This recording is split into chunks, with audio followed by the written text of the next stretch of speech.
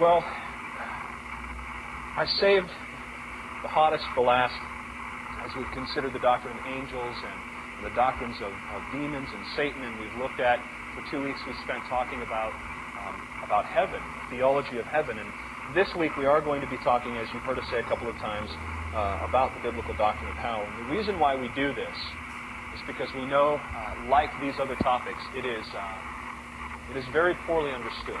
The question that is often asked from those who struggle with this doctrine is, what grounds does God have to punish someone for eternity? What justification is there for a holy and perfect God to forgive a wicked and rebellious sinner?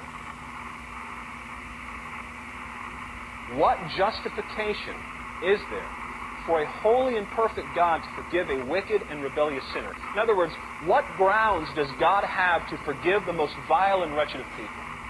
What justification is there for a holy and perfect God to forgive a wicked and rebellious sinner?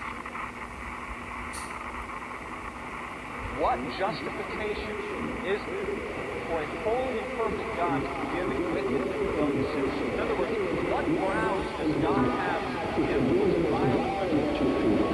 What justification is there for a holy and perfect God to forgive a wicked and rebellious sinner? What justification is